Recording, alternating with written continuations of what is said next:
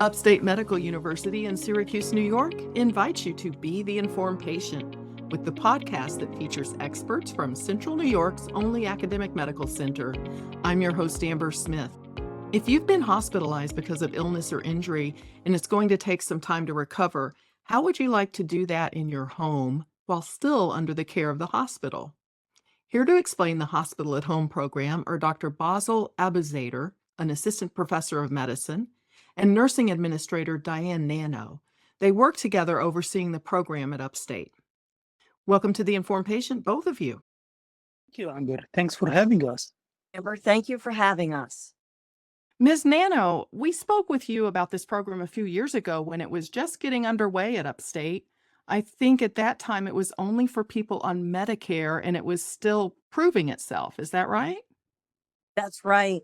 So last we spoke, we were just getting our program off the ground. And just for a reminder, our hospital at home program is the result of a waiver that we applied for and were granted. Within the COVID-19 pandemic, there was a potential for a surge, and we were concerned about our ability to take care of all of the patients that we need to take care of. And so hospital at home and the waiver that allows us to take care of inpatients in their own homes, in their own beds, is what we applied for and is what we're talking about today. So at that time, it was for Medicare patients only. That was who the waiver was granted for. But since that time, we've been able to add patients who are insured by commercial payers as well. So it's available today to adults, children? The program today is available to adults. We've talked about, and our future plans are to be including children, but at this time, it's for adults under Medicare or a commercial payer who live within a geographic area that we have determined, which is Onondaga County. Now, I understand how a program like this would be essential during a pandemic. Does a program like this in normal times, is it designed to save the patient and the hospital money? So interestingly, we're still feeling the effects of the pandemic. And in many ways, that's about staffing, both hospital bed staffing, although things are much, much better than they were, but also within the community, post-acute partners, where patients go after discharge. So, we really continue to need beds. At any one time, we always have patients who are waiting in our emergency departments for acute care beds.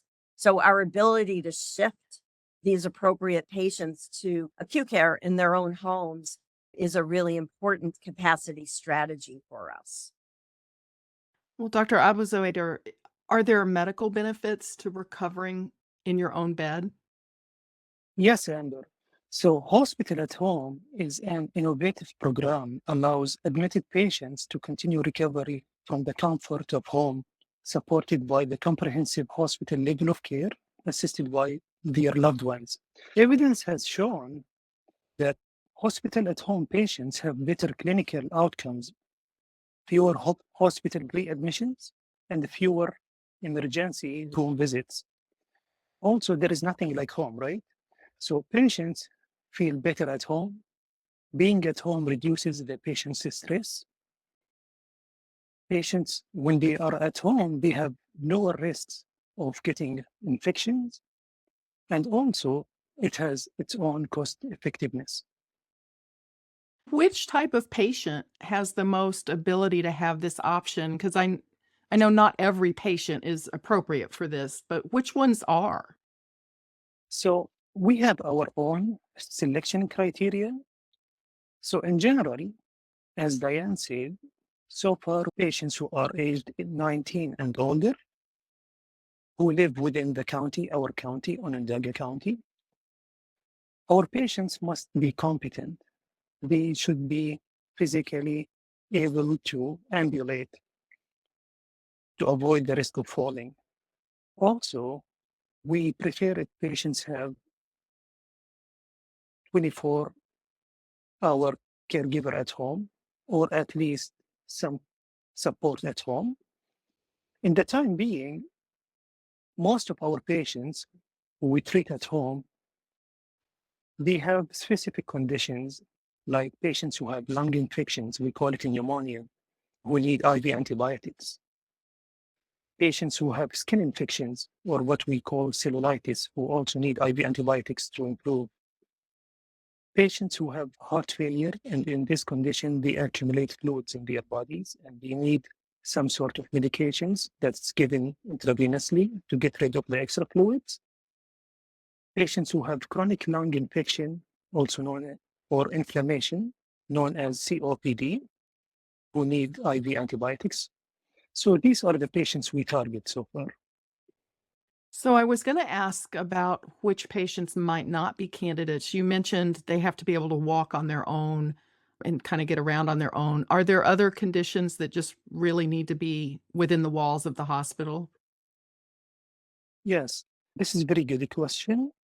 We have also an exclusion criteria. So hospital at home targets patients who are acutely sick, meaning they need hospital care, but also they don't need higher level of care like intensive care unit where patients need continuous monitoring, they need medications every 1 hour, they need to be observed by a nurse around the clock. These patients will not be suitable for hospital at home. Again, we exclude patients who need physical support, like patients who are not able to ambulate by themselves. There is risk of fall despite being at young age. These patients will not be safe at home, so we prefer to treat them at the hospital. So there is a big list, but this is mainly the things we look at. This is Upstate's The Informed Patient podcast. I'm your host, Amber Smith. I'm talking with Dr. Basel Abuzuaiter and Diane Nanno from Upstate's Hospital at Home program. Miss Nanno, if a person wants to be involved in this program, but they live in an assisted living facility or a nursing home, is that a disqualifier? Typically, we look at people who live in their own homes and are not cared for by other medical folks. Um, Nursing home is definitely not appropriate. They certainly can get their care in a different way. Patients who, though, live in independent livings or assistant livings where their nursing care is not provided for them, it would be appropriate. We also, look at things like group homes, things like that, because these folks are cared for after discharge, but when they're acutely ill, we can continue to go in because that is their home, just like a private home is someone else's. And if I could just add a little bit to what Dr. Abuzuaiter said about the patients we look at, it used to be in the hospital at home world, we only looked at the types of patients that Dr. Abuzuaiter is talking about. I think Dr. Abuzuaiter would agree that we're able to expand the types of patients that we can take care of based on our capabilities. So what is it we can do safely at home? And that really opens us up. For instance, we're looking at, do we start taking care of surgical patients as well? So it really, allows us to take care of a greater number of patients with a host of different clinical conditions. Dr. Abuzuaiter, if a person that's at home, in the hospital at home program has a setback, do they have to go be readmitted to the hospital? So patients with the hospital at home service, they are considered hospitalized despite being at their home. They're under an admission still when they're home. They are, and we provide the same care we do for patients at a physical hospital. We give them the same kind of medications, same monitoring, but these patients are of lesser acuities, meaning they are not very sick to be in a different service like intensive care unit. For example, if the patient is in any medical ward at the hospital, physical hospital, who progresses and needs higher level of care, mandating transfer to the intensive care unit, we do that for our patients who are at their homes. But thankfully, so far, this has never happened. So let me ask you how medical care is provided when it's remote like this. What can a person who is receiving hospital at home services expect? Every patient under the waiver, remember, we're still operating under the waiver, receives 2 in-person nursing visits a day at home. Those visits tend to be about an hour each. So if you think about bedside nursing spending 2 hours at the bedside, there's an incredible amount of education that's done during that time. In addition to those 2 nursing visits that are in person, there is a provider visit. Dr. Abuzuaiter does most of those visits, and that visit can be in person or virtual. We in our program tend to see patients on the day of transfer, meaning the day they come from the brick and mortar hospital to their home, and the day of discharge. And then visits in between tend to be virtual unless there's a problem. Patients get 24-hour monitoring. Patients get transportation from the hospital to their home and then back to the hospital if there's any concern at all, or if there's any kind of diagnostic testing that's needed. Patients get their labs drawn. The specimens come right to the Upstate Hospital, and then Dr. Abuzuaiter and his team are able to see the results right in our medical record. Any durable medical equipment that's needed, typically we look at things like hospital bed. Does the bed have to be on the first floor? Not necessarily. It really depends on what the patient needs and what is safest for the patient. We tend to order hospital beds for our folks because it's just easier for them. In addition, any infusions that they need are brought to the home, and the infusions are delivered by our Nescentia nurses, who are our partners in this. Any physical therapy, occupational therapy, any kind of therapy that's needed in the home are also provided. Medications, in addition to those infusions that I mentioned, if they're oral medications, they are set up for the patients, and the patients actually virtually, the nurses watch the patients take their medications. There's typically a tuck-in visit. So it's, although the patient's going to be monitored 24 hours overnight, just kind of making sure that things are going well. There aren't any questions or anticipated concerns from the patients and families. Are pets okay? Absolutely. I'm a dog person. I feel a lot better when my dog's around, and I certainly feel better when my family's around. So that's certainly a positive. Well, let me ask you if I can. You've mentioned that there's 24-hour monitoring. Is that done by telephone or is there a camera? How is that done? Dr. Abuzuaiter, you want to take that one? Yes, so we provide patients with a tablet that is connected to the internet through an application where we do the telemedicine visits. This is done every day by an advanced practitioner or by me. And if the patient has any question and would like to contact a provider, they can do that through this tablet.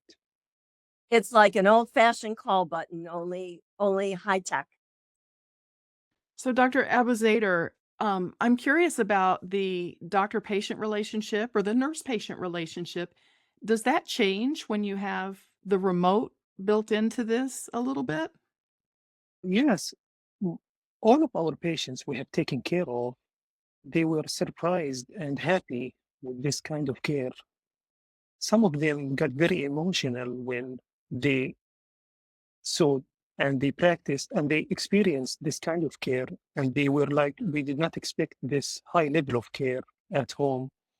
And this makes us very happy that we were able to do something and add in the process of healing to the patients. And we should make it clear, you've talked about patients who are really glad that something like this is available, but no one is forced to do this. If there's somebody who doesn't want to go home, that's perfectly fine, right? Yes, when we do the screening process, we talk to the patient ahead of time. We explain to them about the service, the hospital at home service, what are the services we do at home, what they expect, what are the outcomes, and we take their opinion if they are in agreement of going home with the hospital at home service, we proceed with the process. Otherwise, we give them the freedom to decide if they want to continue the care at home, at the hospital, or get discharged home. Ms. Nanno, do you know how many other hospitals across the U.S. are doing a program like this? 330 health systems in our country. Interestingly, hospital at home has actually been, they've been doing this in other countries for years and years and years, and we're late to the game. And it's going very well. There are some systems that have been doing this ahead of the waiver with CMS innovation grants. And those are the systems that really have kind of figured this out. And the hospital home really is a movement. It's what's really, really nice about it is we are able to connect with other systems that are doing this to help us understand how to better care for our patients within hospital and home and care for more patients within it. A really important population of patients that we care for, and I'm sure Dr. Abuzuaiter wants to add to this as well, is end-of-life patients. So patients who are comfort care, they're no longer curative, they're bridging to hospice services in our area, aren't necessarily ready for the patient at discharge. So what we do is we bridge those folks to hospice with our comfort care patients, with the collaboration of our palliative care team. Sometimes patients pass away before hospice is even able to enroll. We're just so grateful that we're able to get these patients home, and so are they. Well, for anyone listening, if they were a patient in the hospital, how would they find out if they would qualify or if their loved one would qualify for a program like this, or how would they ask about it? Every patient in the hospital has a case manager. So the best way, probably the quickest way, is for the patient to talk to their case manager, bedside nurse, their provider, really anybody who's on their care team.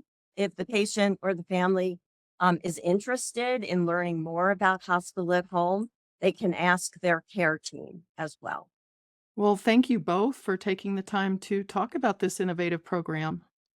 Thank you. Thank you, Andy. My guests have been Dr. Basel Abuzuaiter and Diane Nanno. Dr. Abuzuaiter is an assistant professor of medicine, and Ms. Nanno is a nursing administrator. They work together overseeing the Hospital at Home program at Upstate. The Informed Patient is a podcast covering health, science, and medicine, brought to you by Upstate Medical University in Syracuse, New York, and produced by Jim Howe. Find our archive of previous episodes at upstate.edu/inform. If you enjoyed this episode, please tell a friend to listen too. And you can rate and review the Informed Patient podcast on Spotify, Apple Podcasts, YouTube, or wherever you tune in. This is your host, Amber Smith, thanking you for listening.